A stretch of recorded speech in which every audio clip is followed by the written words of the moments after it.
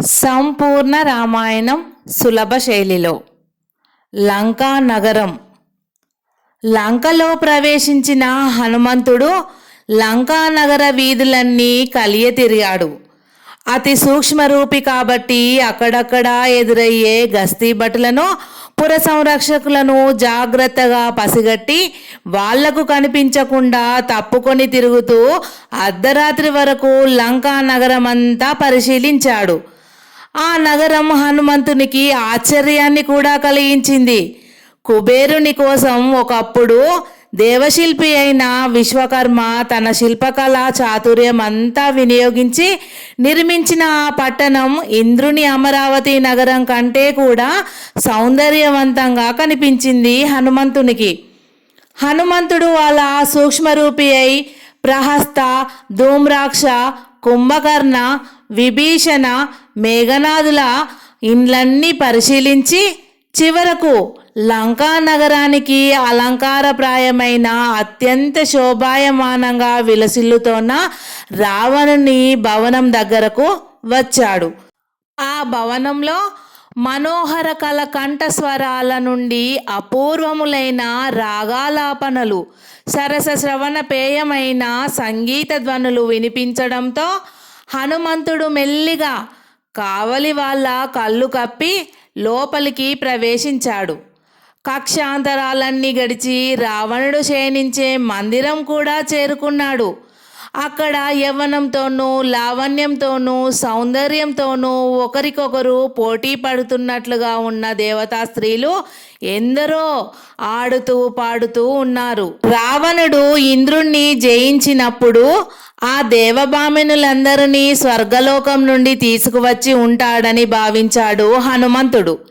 కొంచెంసేపు వాళ్ళు ఆడి పాడి అలసి మద్యపానం వల్ల శరీరాలు మత్తులో తూలుతూ ఉండగా ఆ యువతులందరూ కూడా క్రింద పడి సొమ్మసిల్లారు. ఇక అక్కడి నుండి హనుమంతుడు ముందుకు బయలుదేరాడు. తను ఇంతసేపు లంకా నగరమంతా గాలించడం వ్యర్థమని మహాసౌశల్యవతి అయిన సీతాదేవిని రావణుడు ఎక్కడో ప్రశాంతమైన పవిత్ర ప్రదేశంలో ఉంచి ఉంటాడని భావించాడు హనుమంతుడు. ఈ క్షుద్ర వాతావరణంలో ఆ పూజ్యురాలు ఒక్క క్షణమైనా ఉండలేదన్న ఆలోచన తనకు అప్పటి వరకు ఎందుకు రాలేదా అని తనను తాను నిందించుకున్నాడు హనుమంతుడు. వెంటనే అతనికి సంపాతి చెప్పిన మాటలు జ్ఞప్తికి వచ్చాయి.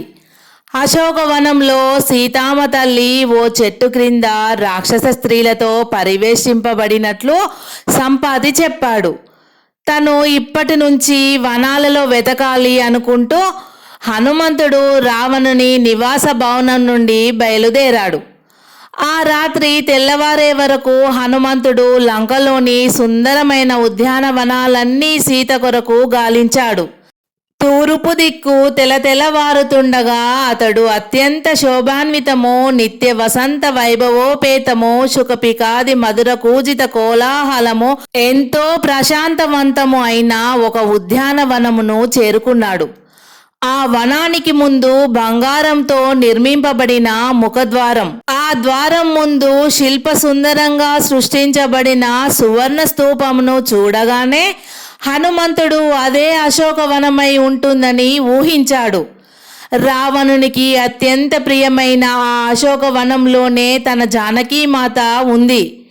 హనుమంతుడు దిగ్వినీకృతమైనటువంటి ఉత్సాహంతో ఆ బంగారు ముఖద్వారం దాటి ఉద్యానవనంలోకి అడుగుపెట్టాడు. వనమంతా కలియ తిరిగి చివరకు అతడు వన మధ్యలో ఓ బ్రహ్మాండమైన వృక్షాన్ని చూశాడు.